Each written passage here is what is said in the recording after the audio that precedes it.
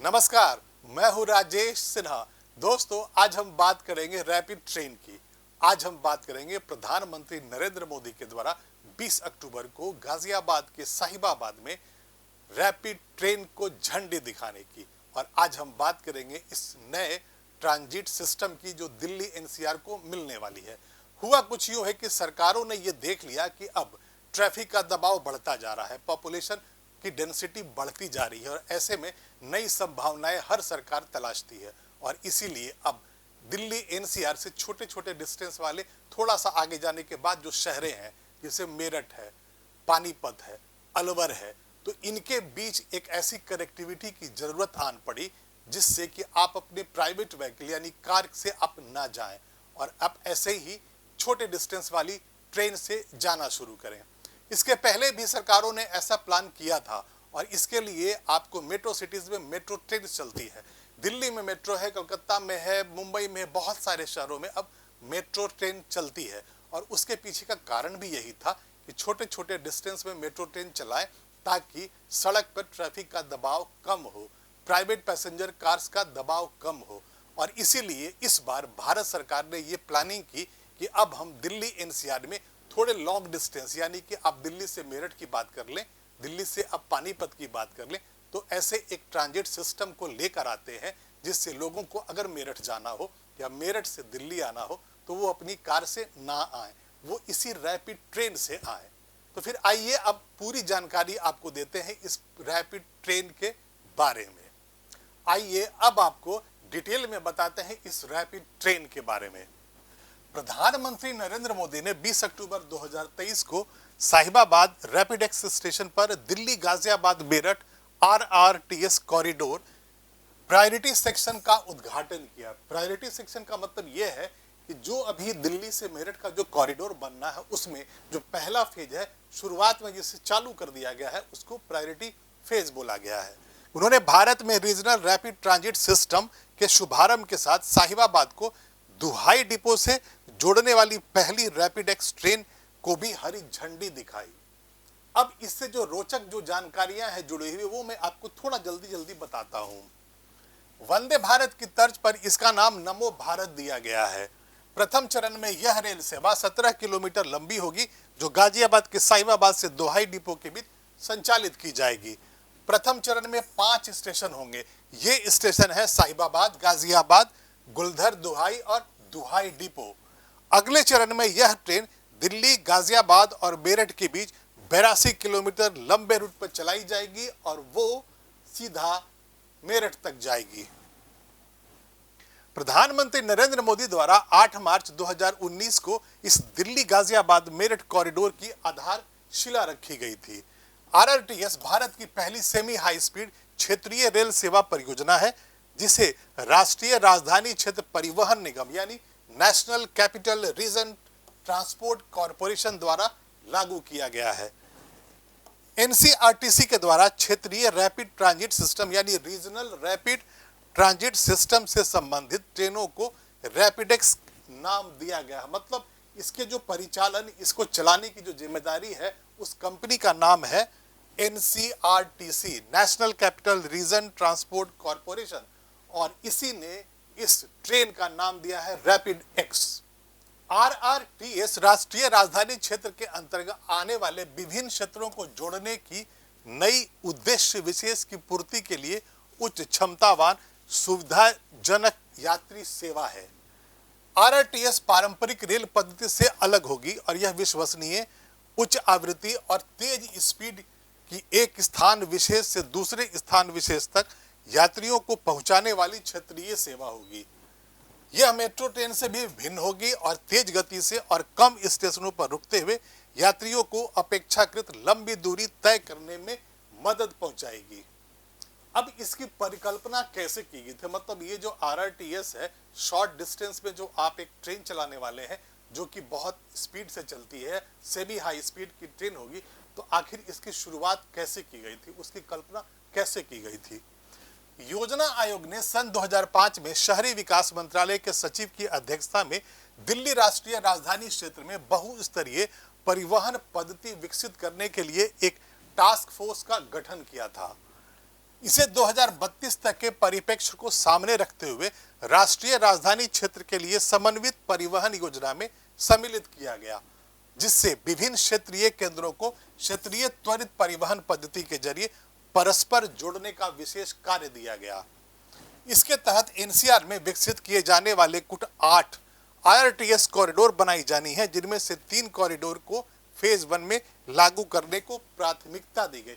इसका मतलब ये निकलता है कि जब इस पूरी प्लानिंग की गई थी तो ये कहा गया था कि दिल्ली एनसीआर में हम ऐसे 8 कॉरिडोर्स बनाएंगे जो लोगों को ऐसे ट्रांजिट सिस्टम प्रदान करेंगे, और पहले फेज में 3 कॉरिडोर में शुरुआत करनी है। और जो पहली जो हुई है वो दिल्ली से मेरठ वाले कॉरिडोर में हुई है और उसके पहले सेक्शन में हुई, और वो साहिबाबाद से दोहई डिपो तक की गई है।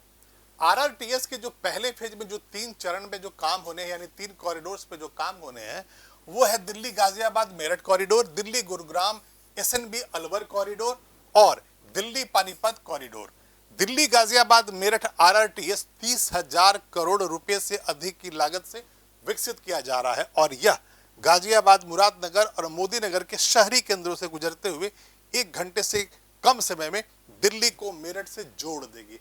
इसका मतलब यह है कि जो पहला जो कॉरिडोर जो फंक्शनल हो रहा है, या उसका पहला फेज जो शुरू हो गया है दिल्ली से लेकर मेरठ तक, उसकी जो लागत है वो 30,000 करोड़ रुपए से अधिक है, और उसकी जो कल्पना की गई है और वो जो बनाया जा रहा है उसमें होगा ये कि जब ये दिल्ली से चल करके साहिबाबाद, गाजियाबाद होते हुए और भी जो शहरी केंद्र है मेरठ के बीच के, उनको जोड़ते हुए 1 घंटे से भी कम समय में किसी भी इंसान को, किसी भी शख्स को, आपको, मुझको, किसी को भी दिल्ली से मेरठ पहुंचा देगी। दरअसल विश्व स्तरीय बुनियादी ढांचे के निर्माण के माध्यम से देश में रीजनल कनेक्टिविटी को बदलने के दृष्टिकोण के अनुरूप रीजनल रैपिड ट्रांजिट सिस्टम परियोजना विकसित की जा रही है।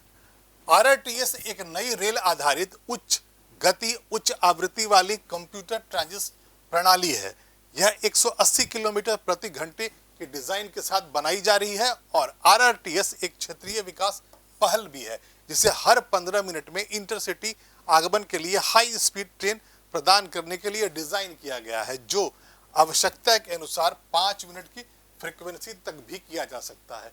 जैसा कि मैंने आपको एकदम शुरू में बताया था कि इसका जो डिजाइन किया गया है वो इसी कल्पना पे आधारित है कि अब दिल्ली एनसीआर से थोड़े से लॉन्ग डिस्टेंस वाली सिटीज हैं, जैसे मेरठ है, तो उसमें आपको जो मोबिलिटी होगी, आपकी जो कनेक्टिविटी करनी है, वो इतना हाई स्पीड कर दे कि आपको बहुत आसानी से दिल्ली से मेरठ 1 घंटे के अंदर में आपको पहुंचा दिया जाए, या मेरठ से आप दिल्ली 1 घंटे के अंदर आ जाए। और अगर आप मेरठ में रहते हैं और आप किसी काम से दिल्ली आना चाहते हैं और काम निपटा के आप बहुत जल्दी मेरठ वापस जाना चाहते हैं, तो ये जो रैपिड ट्रेन होगा आपके लिए वरदान होने वाला है।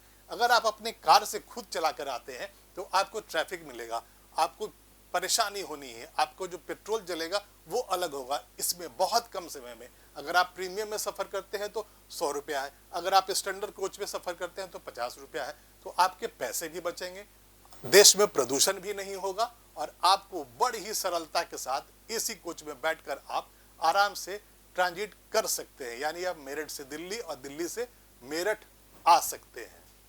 देश में विकसित किया जा रहा है ये आरआरटीएस एक अत्याधुनिक क्षेत्रीय गतिशीलता समाधान है, और देश में सुरक्षित, विश्वसनीय और आधुनिक इंटरसिटी आवागमन समाधान देता है। पीएम गति शक्ति राष्ट्रीय मास्टर प्लान के अनुसार आरआरटीएस नेटवर्क का रेलवे स्टेशनों, मेट्रो स्टेशनों, बस सेवाओं आदि के साथ व्यापक मल्टी मॉडल एकीकरण होगा।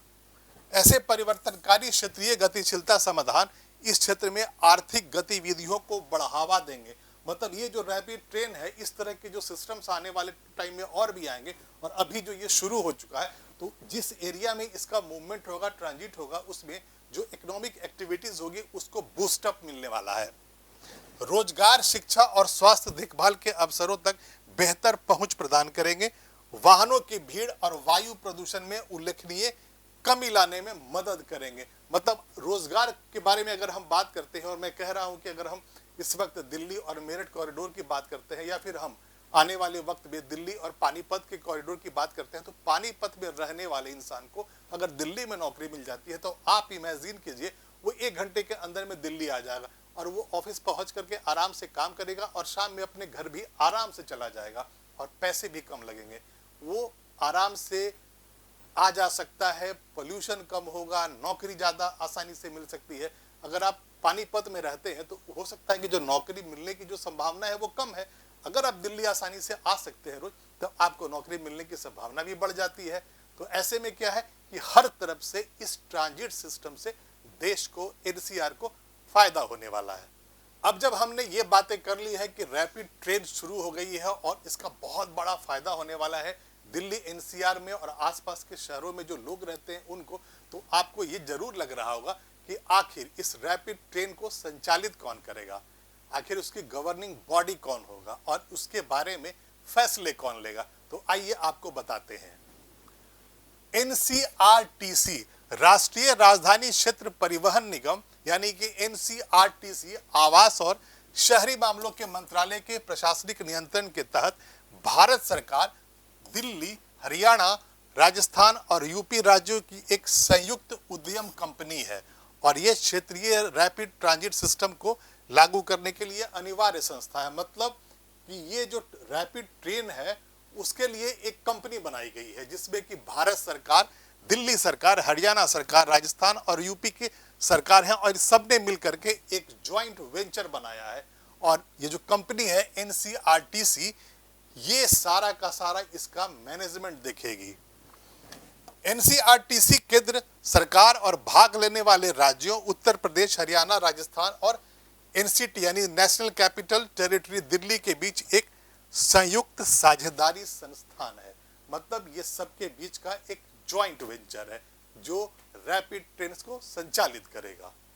इस ज्वाइंट वेंचर पर सहमति जताते हुए भाग लेने वाले शेयर होल्डर्स के बीच में 29 जून 2011 को एक समझौता ज्ञापन यानी कि एमओयू पर हस्ताक्षर किया गया था और खर्चे की प्रारंभिक जो पूंजी है स्थापित करने के लिए एनसीआरटीसी में एक इक्विटी शेयर पर सहमति व्यक्त की गई थी।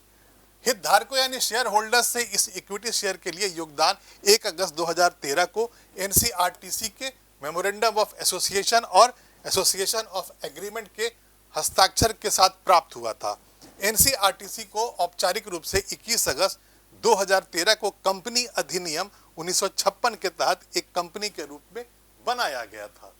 और जब आपको ये लग ही रहा होगा कि ये जो रैपिड ट्रेन है वो आपके बहुत ही फायदे के लिए बना है और जब आपको थोड़े से लंबे डिस्टेंस के लिए जाना हो तब आप जैसे मेरठ जाते हो या पानीपत जाते हो तो ये आपके बहुत काम आने वाला है। तब आपको ये भी लग रहा होगा कि आखिर सरकार ने इसे शुरू क्यों किया। सरकार चाहती तो मेट्रो ट्रेन को भी यहाँ से चला करके मेरठ भेज सकती थी। आपको ये लग सकता है कि आप दिल्ली में करनाट प्लेस में आप मेट्रो स्टेशन में बैठते और मेरठ तक चले जाते, तो फिर इसकी जरूरत क्यों पड़ी। तब आपको ये बताना बहुत जरूरी है कि मेट्रो ट्रेन में और इस रैपिड ट्रेन में क्या डिफरेंसेस हैं। आइए अब वो देखते हैं। आरआरटीएस ट्रेनों को 180 किलोमीटर प्रति घंटे की गति से चलने के लिए डिजाइन किया गया है। ये ट्रेन 60 मिनट में 100 किलोमीटर तक की यात्रा कर सकते हैं। वहीं दिल्ली में मेट्रो ट्रेन 80 किलोमीटर प्रति घंटे की रफ्तार से चलती है। मेट्रो के विपरीत आरआरटीएस को उन यात्रियों की जरूरतों को पूरा करने के लिए डिजाइन किया गया है जो तेज और आरामदायक गति से लंबी दूरी की यात्रा करना चाहते हैं। मतलब साफ है कि जब आप दिल्ली में रहते हैं, मुंबई में रहते हैं और आपको छोटे छोटे डिस्टेंस पे अगर चलना होता है, आपको नई दिल्ली स्टेशन से अगर आपको मान लीजिए कि नोएडा जाना होता है या आप कश्मीरी गेट जाना चाहते हैं या फिर आप इंडिया गेट से आप नोएडा आना चाहते हैं, गुड़गांव जाना चाहते हैं, तो ऐसे में शॉर्ट डिस्टेंस के लिए मेट्रो ट्रेन चलाए जाते हैं। वहां पर आप आराम से वो 60 किलोमीटर के आसपास की उसकी स्पीड होती है, आप पहुंच जाते हैं। लेकिन अगर आपको थोड़ा लंबा डिस्टेंस चलना हो, जैसे पानीपत जाना हो, तो उसके लिए एक अलग संभावना तलाशी गई और उसमें मेट्रो ट्रेन से इसे बदल करके रैपिड रेल बनाया गया और उसमें इस तरह की व्यवस्था कर दी गई कि आप कम समय में बहुत आराम से हाई स्पीड के साथ अब आप पानीपत, मेरठ जैसे शहरों को जा सकते हैं। जब आप मेट्रो और इस रैपिड ट्रेन के बीच के डिफरेंसेस को समझना चाहेंगे तो यहाँ पर स्पीड एक बहुत जरूरी है, क्योंकि इसे डिजाइन किया गया है रैपिड ट्रेन को 180 किलोमीटर प्रति घंटे की रफ्तार से और नॉर्मली ये माना जाता है, ये उम्मीद लगाई जा रही है कि ये 150, 160 के स्पीड पे चलेगी। लेकिन जो मेट्रो ट्रेन चलती है वो सिटी के अंदर चलती है और उसकी जो स्पीड होती है चलने की वो 60 किलोमीटर होती है। पर आवर की, यानी कि 60 किलोमीटर पर मेट्रो चलेगी और ये जो रैपिड ट्रेन होगी वो 150 के आसपास चलेगी। तो जाहिर है कि अगर आप रैपिड ट्रेन से अगर आप सफर करते हैं तब आपको ज्यादा आराम से ज्यादा स्पीड के साथ आप अपने डेस्टिनेशन पर पहुंच सकते हैं। रैपिड ट्रेन स्टेशनों में ऑटोमेटिक फेयर कलेक्शन गेट होगा और नेशनल कॉमन मोबिलिटी कार्ड भी चलेंगे। दूसरी ओर मेट्रो को राष्ट्रीय राजधानी और इसके आसपास के शहरों के विभिन्न क्षेत्रों को जोड़ने के लिए डिजाइन किया गया है। यानी कि अगर आप मेट्रो की बात करते हैं तो राष्ट्रीय राजधानी क्षेत्र यानी कि दिल्ली, एनसीआर, नोएडा, गाजियाबाद में इसमें छोटे छोटे डिस्टेंस के लिए इसको डिजाइन किया गया है। आप ये सोच सकते हैं कि अगर आपको दिलशाद गार्डन से पीतमपुरा जाना हो तो आपको मेट्रो ट्रेन बहुत काम आने वाली है, क्योंकि जो डिस्टेंस है वो आपको 25, 30, 40 मिनट में वहां पहुंच सकते हैं। लेकिन अगर आपको उससे आगे पानीपत जाना हो तब आपको इस रैपिड ट्रेन की जरूरत पड़ेगी, जो कि 150 या 160 की स्पीड से चलेगी, जबकि जो मेट्रो चलती है वो 60 किलोमीटर के आसपास पर आवर चलती है। तो जाहिर है अगर आप लंबे डिस्टेंस के लिए जाना चाहते हैं, मेरठ जाना चाहते हैं, पानीपत जाना चाहते हैं, अलवर जाना चाहते हैं, तो वहां पर मेट्रो ट्रेन आपके काम नहीं आएगी। उसको जो डिजाइन किया गया है, जिस स्पीड के साथ उसको बनाया गया है, उससे आपको जाने में काफी ज्यादा वक्त लग सकता है। इसीलिए अब से भी हाई स्पीड की इस ट्रेन रैपिड ट्रेन को चलाया जा रहा है। मेट्रो स्टेशनों पर जहां स्मार्ट कार्ड या टोकन का उपयोग किया जाता है, आरआरटीएस के ट्रेनों में क्यूआर कोड आधारित डिजिटल और पेपर टिकटिंग सुविधाएं प्रदान करेगा। मतलब यहां पर आप क्यूआर कोड से भी आप अपना टिकट ले सकते हैं और आराम से आप ज्यादा स्पीड से, सेमी हाई स्पीड से आप थोड़ा सा लंबे डिस्टेंस के डेस्टिनेशन पर जा सकते हैं। अभी तक तो जो हम बात कर रहे थे वो रैपिड ट्रेन की कर रहे थे, मेट्रो ट्रेन की बात कर रहे थे, लेकिन जब भारत में जब ट्रेन सिस्टम, ट्रांजिट सिस्टम की जब बात होती है तो आजकल आप बार-बार बुलेट ट्रेन के बारे में जरूर सुनते होंगे, पढ़ते होंगे कि भारत में बुलेट ट्रेन की शुरुआत होने वाली है। तो फिर आइए इस high speed train, bullet train के नाम से जो जानी जाती है, उसके बारे में आपको मैं बताता हूं। भारत में high speed rail line Mumbai और अहमदाबाद के बीच में निर्माणाधीन है। मुंबई और अहमदाबाद के बीच पहला high speed railway corridor 508 kilometre का होगा और वर्तमान में ये 320 किलोमीटर प्रति घंटे की स्पीड के साथ चलने के लिए डिजाइन किया जा रहा है। इससे दोनों शहरों के बीच यात्रियों को लगभग 3 घंटे में ले जाने की उम्मीद है और टिकट की कीमतें हवाई यात्रा के आसपास प्रतिस्पर्धी होने की उम्मीद है। मतलब यह है कि जो बुलेट ट्रेन जो शुरू होने वाली है भारत में, वो उसका जो कॉरिडोर है वो मुंबई से अहमदाबाद के बीच में होगा। उसका जो स्पीड होने वाला है वो 320 किलोमीटर प्रति घंटा के आसपास होने की उम्मीद जताई जा रही है और उसका जो फेयर होगा वो आपको हवाई जहाज के फेयर के अनुसार होगा। तो जाहिर है अगर वो बुलेट ट्रेन होगी, अगर उसमें ज्यादा स्पीड से आप जा पाएंगे, यानी कि हवाई जहाज की स्पीड से ही आप अहमदाबाद और मुंबई के बीच के डिस्टेंस को कवर कर पाएंगे, तो अब आपको पैसे तो ज्यादा खर्च करने ही होंगे। आपको हो सकता है कि उतना ही किराया देना पड़े जितना आपको एयर फेयर में देना पड़ता है। टिकट की कीमतें हवाई यात्रा के साथ प्रतिस्पर्धी होने की उम्मीद है। इस परियोजना को शुरू में दिसंबर 2023 तक पूरा करने का लक्ष्य रखा गया था, यानी कि इस साल 2023 के दिसंबर तक ही ये उम्मीद की जा रही थी कि जो बुलेट ट्रेन का जो कॉरिडोर है मुंबई से अहमदाबाद का शुरू हो जाएगा। लेकिन मुख्य रूप से महाराष्ट्र में भूमि के अधिग्रहण के जो मुद्दे थे वो सॉल्व नहीं हो पाए और बीच में जो कोविड-19 जो महामारी आ गया, जिसकी वजह से ये थोड़ा डिले हो गया है और अब ये उम्मीद की जा रही है कि इस बुलेट ट्रेन प्रोजेक्ट को अक्टूबर 2028 तक फंक्शनल कर दिया जाएगा, यानी कि वो चलने लगेगा। अगर आप मुंबई में रहते हैं या आप अहमदाबाद में रहते हैं तब आपको 2028 में बुलेट ट्रेन मिल जाएगी और आप बुलेट ट्रेन पर सवार होकर सफर करके मुंबई या अहमदाबाद जा पाएंगे। जब हमने बात कर ली बुलेट ट्रेन की, जब हमने बात कर ली मेट्रो ट्रेन की, हमने बात कर ली रैपिड ट्रेन की, तब आपको तो ये लग ही रहा होगा कि जब हम सारी ट्रेनों के बारे में बात कर ही रहे हैं तो क्यों ना हम रेलवे के इतिहास पर भी नजर डाल दें। मैं आपको थोड़ी जानकारी रेलवे के इतिहास की भी बता देता हूं। सन 1850 में ग्रेट इंडियन प्रायद्वीपीय रेलवे कंपनी ने बंबई से ठाणे तक रेलवे लाइन बिछाने का कार्य प्रारंभ किया था, यानी कि जो पैसेंजर ट्रेन की जो शुरुआत हुई थी मुंबई से ठाणे के बीच में, तो जो रेल लाइन जो बिछाई जानी शुरू की गई थी वो 1850 में हुआ था। इसी वर्ष हावड़ा से रानीगंज तक रेल लाइन बिछाने का भी काम शुरू हुआ था। मतलब एक तरफ मुंबई से ठाणे और दूसरी तरफ हावड़ा से रानीगंज, ये दो अलग अलग रेलवे लाइन बिछाना शुरू किया गया था। सन 1853 में पहली पैसेंजर ट्रेन ने मुंबई से ठाणे तक 34 किलोमीटर की दूरी को तय किया था और इसे ही भारत में पैसेंजर ट्रेन की शुरुआत मानी जाती है। यानी कि जब आप रेलवे के इतिहास के बारे में बात करते हैं, जब आप ये जानना चाहते हैं कि भारत में पहले पैसेंजर ट्रेन की शुरुआत कहाँ हुई थी, तो सन 1853 में ये मुंबई में ठाणे तक मुंबई से गई थी। यह ट्रेन 6 अप्रैल 1853 को मुंबई के बोरी बंदर से ठाणे के बीच में 400 यात्रियों के साथ चलाई गई थी। मतलब जो पहली ट्रेन 1853 में जब ये 6 अप्रैल को शुरुआत की गई थी तो उसमें 400 लोग सवार थे और वो उस दिन इतिहास में दर्ज हो गया था क्योंकि भारत में पैसेंजर ट्रेन की शुरुआत हुई थी। आइए अब आपको भारतीय रेलवे के फाइनेंशियल परफॉर्मेंस के बारे में बताते हैं। मेरे पीछे जो चार्ट है वो 2021-22 का फाइनेंशियल परफॉर्मेंस चार्ट है भारतीय रेलवे का। जब आप यहाँ पर देख रहे होंगे तो रेवेन्यू ओरिजिनेटिंग टन्स मिलियन में है। 2020-21 में ये 1230 मिलियन था। 2021-20 में ये बढ़कर 1415 मिलियन हो गया।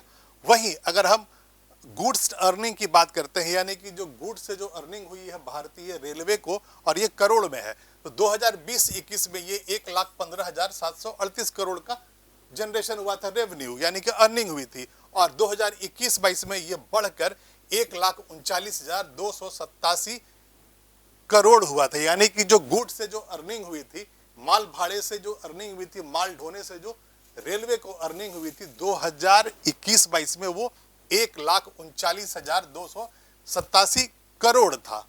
और अब बात करते हैं पैसेंजर बिजनेस के बारे में, यानी कि भारतीय रेलवे ने 2021-22 में पैसेंजर्स को ढोने में क्या परफॉर्मेंस दिया था। नंबर ऑफ पैसेंजर्स मिलियन में ये डाटा है जो 2020-21 का है, यानी कि अगर आप कितने पैसेंजर्स 2020-21 में भारतीय रेलवे ने कैरी किए थे तो ये मिलियन में है 1250 मिलियन 2020-21 में, और फिर ये 2021-22 में आगे बढ़ के ये 3,519 मिलियन हो जाता है। मतलब 2020 और 2021 से आगे बढ़ के 21-22 में ये जो नंबर ऑफ पैसेंजर्स थे वो काफ़ी ज़्यादा बढ़ जाते हैं। जाहिर है कि उसमें आपको रेवेन्यू जनरेशन भी ज़्यादा हुआ होगा और जो वेरिएशन है परसेंट का वो 181% का है। उसके बाद पैसेंजर किलोमीटर बिलियन में ये 2020-21 में 231 था और 2021-22 में ये 590 बिलियन हो गया, यानी कि ऑलमोस्ट ये डबल से भी ज़्यादा हो गया था। अब बात करेंगे पैसेंजर अर्निंग से, यानी कि भारतीय रेलवे को इन 2 वर्षों के परफॉर्मेंस में भारत के जो पैसेंजर्स जो बैठते थे, यानी जो पैसेंजर्स के टिकट खरीदने से जो रेवेन्यू जनरेशन हुआ था वो क्या था, और वो करोड़ में है। तो अगर हम 2020 और 2021 की बात करें तो 15,248 करोड़ का जनरेशन हुआ था रेवेन्यू टिकट के बिकने से 2020-21 में। वहीं ये आगे बढ़ करके 2021 और 2022 में ये 39,214.39 करोड़ हो गया, यानी कि ये 2020-21 से और 2021-22 में काफ़ी डिफरेंस हो गया। कहाँ एक बार 15,248 करोड़ और दूसरी बार 39,214 करोड़ रुपए, यानी कि जो परफॉर्मेंस है भारतीय रेलवे का इस 2 सालों का 2020 और 2021 से फिर 2021 से 22 का वो काफ़ी अलग है। पहले से आपने ज़्यादा रेवेन्यू भी जनरेशन किया, आपने नंबर ऑफ पैसेंजर्स भी ज़्यादा कैरी किया। अब आपका ये भी जान लेना बहुत ज़रूरी है कि भारतीय रेल जो है दुनिया में 4थी बड़ी रेल सेवा है। भारतीय रेल की सिविल इंजीनियरिंग पोर्टल की जानकारी के अनुसार 31 मार्च 2019 को भारत में रेल मार्ग की जो कुल लंबाई थी वो 67,956 किलोमीटर थी, जबकि रनिंग ट्रैक की लंबाई के साथ अगर इसे हम जोड़ देते हैं कि रनिंग ट्रैक कितना है उसके साथ मिला करके यह 99,235 किलोमीटर है, और यार्ड साइडिंग इन सबको भी अगर मिला लेते हैं तो कुल जो लंबाई है रेल लाइन की भारत में वो 1,26,366 किलोमीटर है। यह दुनिया की 4थी सबसे बड़ी रेल सेवा है। 12.27 यानी 2020 का जो आंकड़ा है उसके अनुसार भारतीय रेल के जो कर्मचारियों की जो संख्या है वो 12.27 लाख कर्मचारी हैं भारतीय रेल में, और ये भारतीय रेलवे दुनिया की 8वीं सबसे बड़ी व्यावसायिक यूनिट है, इकाई है। इसका मतलब ये निकलता है कि अगर हम भारत के रेल नेटवर्क की लंबाई चौड़ाई और उसके आकार से अगर देखें वो कितनी बड़ी है, तो वो दुनिया में चौथी सबसे बड़ी रेल सेवा है। और अगर हम उसको एक कमर्शियल यूनिट के रूप में देखें तो वो दुनिया में 8वीं सबसे बड़ी कमर्शियल यूनिट है। और अगर हम लंबाई की अगर बात करें कि कितनी रेल लाइन है, तो जो 2019 का जो आंकड़ा है उसके अनुसार लंबाई कुल जो है रेल मार्ग की वो 66,956 है। लेकिन अगर हम रैनिक ट्रैक की लंबाई को अगर जोड़ ले तो 99,235 किलोमीटर है, और हम यार्ड साइडिंग वगैरह को सबको मिला ले तो 1,26,356 किलोमीटर का हमारा रेल लाइन बनता है। और जो उसके कर्मचारियों की जो संख्या है वो 2020 के आंकड़ों के अनुसार 12,27,000 कर्मचारी रेलवे में काम करते हैं।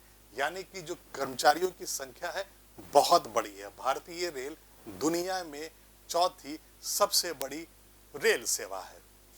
और अभी तक के लिए इतना ही, लेकिन आप सबसे पहले इस वीडियो को लाइक करें, उसको शेयर करें, और अगर आपने अभी तक इस चैनल को सब्सक्राइब नहीं किया है तो जल्दी से आप उसे सब्सक्राइब कर लें, क्योंकि मैं फिर आऊँगा, ऐसी ही जानकारियाँ लेकर आऊँगा और आपकी पढ़ाई में मदद भी करूँगा। तब तक के लिए धन्यवाद।